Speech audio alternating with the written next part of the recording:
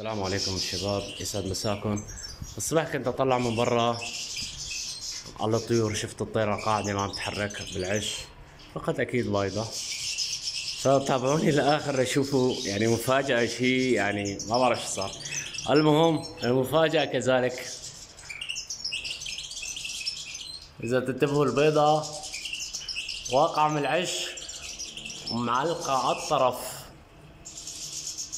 يعني معلقة على الطرف، واقعة من العش معلقة من الطرف. فحطيت مي قد العصافير خليه يتحمموا مشان لا يخافوا، ما يخاف الطير.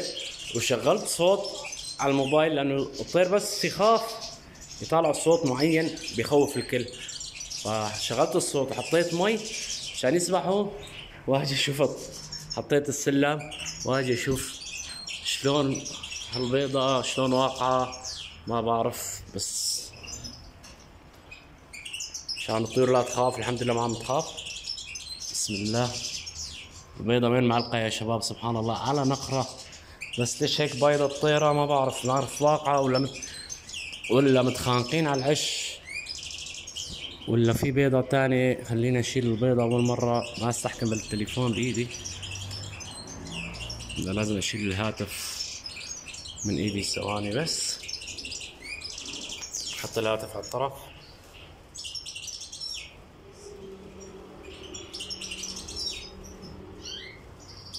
كان وقعت من ايدك اهو. واقعة بيضة هاي، البيضة هلا بايضتها جديد فواقعة. كان وقعت من ايدي كمان، وشك انه تقع، بس الحمد لله لحقناها. وفي بيضة تانية يمكن بالعش، ما بعرف. في بيضة تانية اذا تلاحظون، هاي بيضة. راح ارجع البيضة هاي كمان على العش. أنا مشكلة بالبيض هي إيدي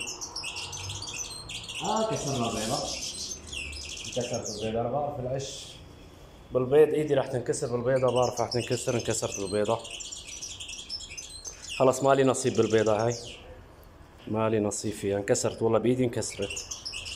الله يعوضنا. راح أشيلها من هون. يلا الحمد لله في بيضة واحدة بيضتها.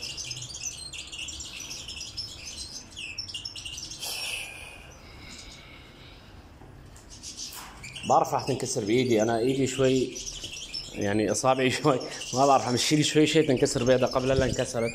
بس الحمد لله في بيضة تانية، والله يعوضنا ويعوضكم يا شباب. بس والله حبيت شارك الفيديو هيك، يعني ما كانت حلقة خلص البيضة بدها تنكسر ما وقعت، انكسرت بايدي. الحمد لله على كل حال، الله يعوض الجميع يا رب. موسم خير ان شاء الله.